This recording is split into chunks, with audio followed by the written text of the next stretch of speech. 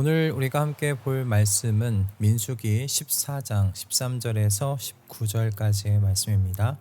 민수기 14장 13절부터 19절 말씀 우리 함께 읽고 오늘 우리에게 주시는 하나님의 은혜를 함께 나누도록 하겠습니다.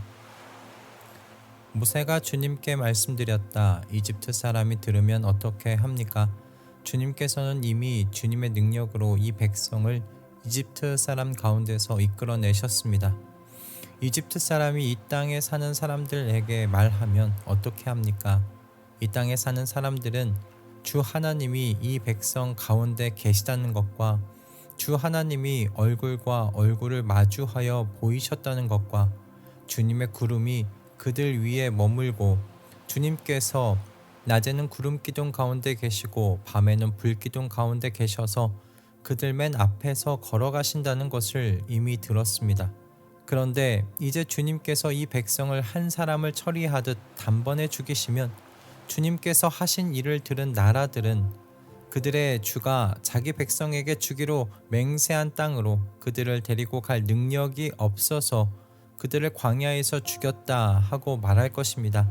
그러니 이제 주님께서는 이미 말씀하신 대로 주님의 권능을 나타내 보이시기 바랍니다. 나 주는 노하기를 더디하고 사랑이 넘치어서 죄와 허물을 용서한다. 그러나 나는 죄를 벌하지 않은 채 그냥 넘기지는 아니한다. 나는 아버지가 죄를 지으면 본인뿐만 아니라 자손 3, 4대까지 벌을 내린다 하고 말씀하셨으니 이집트를 떠날 때부터 이제까지 주님께서 이 백성을 용서하신 것처럼 이제 주님의 그 크신 사랑으로 이 백성의 죄를 용서하여 주시기 바랍니다. 아멘. 오늘 본문에서 모세의 기도는 어디선가 한번 들어본 것 같지 않으십니까? 바로 출애굽기 32장에서 금송아지를 만들어 제사드렸던 그 이스라엘을 위해 중보했던 모세의 중보기도 그 내용입니다. 그때도 하나님께서는 이스라엘에게 분노하셔서 그들을 멸하시려고 하셨지요. 모세가 하나님과 이스라엘 백성 가운데 서서 중보했는데 그 중보의 기도가 오늘 읽은 이 본문의 말씀과 똑같습니다. 모세의 중보 기도는 이집트 사람에게 여호와 하나님께서 어떤 신으로 전해질지를 걱정하는 것으로 시작합니다. 이미 이집트 사람들에게는 이스라엘의 일거수일투족이 관심의 대상이었을 거예요. 이집트 땅에 내려진 10가지 재앙은 그때까지도 이집트 땅에 지워지지 않는 상흔으로 남아 있었을 겁니다. 그리고 홍해가 갈라지고 그 사이를 걸어서 건너게 한 이스라엘의 하나님에 대한 그 소문은요, 이집트 사람들에게는 두려움 그 자체였을 것 같아요.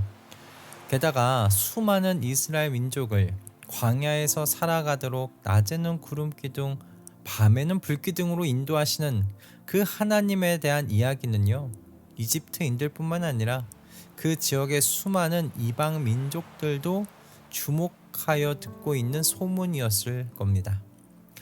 그런데 하루아침에 이 200만 명에 달하는 이스라엘 백성을 광야에서 멸하신다면 하나님에 대한 어떤 소문이 이 민족들 사이에 돌게 될 것인지 생각해 봐달라는 모세의 기도인 거죠.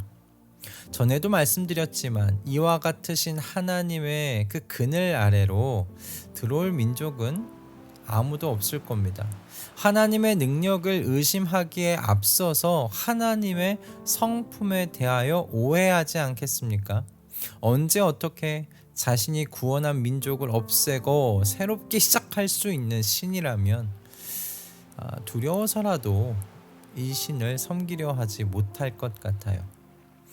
하나님 나라에 대한 하나님의 계획에는요, 여러분, 이스라엘 민족만 있지 않았습니다. 하나님 나라를 세우시는데 이스라엘 민족은 하나님에게로 온 민족을 인도해 오는 제사장 나라로 특별한 그 역할을 부여받았을 뿐이었어요.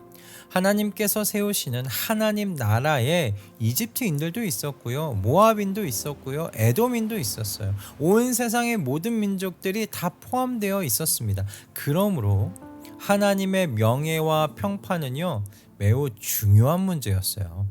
모세는 그래서 하나님께서 자신에게 하나님에 대해 소개하신 말씀을 붙들고 기도합니다. 18절의 말씀이에요. 나 주는 노하기를 더디하고 사랑이 넘치어서 죄와 허물을 용서한다. 그러나 나는 죄를 벌하지 않은 채 그냥 넘기지는 아니한다. 나는 아버지가 죄를 지으면 본인뿐만 아니라 자손 3, 4대까지 벌을 내린다. 아멘. 모세는 하나님께 이스라엘을 용서하시고 그들에 대한 징계를 그들을 진멸하는 것이 아니라 이스라엘을 보존하시는 그 테두리 안에서 해달라고 간구합니다. 이렇게 하심으로 하나님의 은혜와 사랑 그리고 정의와 공의로우신 이 하나님의 성품이 이스라엘을 통해서 세상 가운데 드러나게 하시는 편이 낫지 않으시겠느냐라고 하나님께 중보하며 어떤 의미에서는 설득하고 있는 기도입니다. 그런 의미에서 우리는 다시 한번 모세의 기도를 통해서 하나님 나라를 향하신 하나님의 의지를 살펴볼 수 있게 되는 거예요. 그리고 우리 또한 이와 같으신 하나님의 의지, 하나님 나라를 향한 하나님의 의지를 이어받을 수 있기를 소망하는 것이죠. 하나님께서는 지금도 오늘도 수많은 민족들을 하나님 나라 백성으로 부르고 계세요. 하나님의 택하신 양떼들이 노하기를 더디하시고 사랑이 넘치셔서 죄와 허물을 용서하여 주시는 하나님의 성품에 반응하지요. 그리고 하나님의 아들 예수 그리스도께서 선포하신 하나님 나라 메시지에 반응할 겁니다. 그러나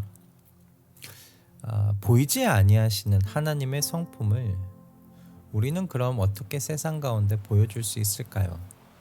지금도 수많은 민족들을 부르고 계신데 보이지 아니하시는 이 하나님의 부르심을 세우시려는 하나님의 그 나라를 어떻게 소개할 수 있을까요?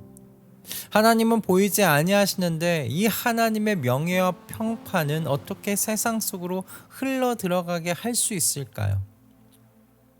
하나님께서요 참 위험한 길을 선택하셨어요. 바로 이 땅에 택하여 부르신 하나님의 백성들을 통해서 하나님의 어떠하심을 드러내시는 참 위험한 길을 택하신 겁니다. 여러분, 이스라엘과 하나님은 뗄래야 뗄 수 없는 관계였지 않습니까? 오늘 말씀을 통해서 우리가 살펴볼 수 있는 건 이스라엘의 여러분 일거수일투족을 통해서 하나님의 어떠하심이 세상 가운데 나타났어요. 10가지 재앙을 통해서 당신의 백성을 이집트에서 이끌어내시고 광야에서 먹이시고 보살피시는, 그리고 그들의 죄에 대하여는 또 오래 참으시고 용서하시면서 인도해 가시는 하나님, 이스라엘과 함께 하시는 하나님의 이런 행적은 하나님이 어떤 분이신지를 세상 가운데 잘 보여주는 이야기이죠. 저는 오늘날도 마찬가지라고 생각합니다. 그리스도인과 하나님은 뗄래야 뗄 수 없는 관계예요. 그래서요, 그리스도인의 일거수일투족은요, 하나님이 어떤 분이신지 세상 쪽에 드러내는 광고판과 같다고 생각합니다. 이스라엘의 광야의 이야기가 하나님과의 동행의 스토리였다면 오늘날 그리스도인의 삶의 이야기 또한 하나님과의 동행의 이야기이기 때문입니다. 그래서 그리스도인들의 삶은요, 하나님께서 어떤 분이신지를 세상 속에 보여주는 광고판입니다.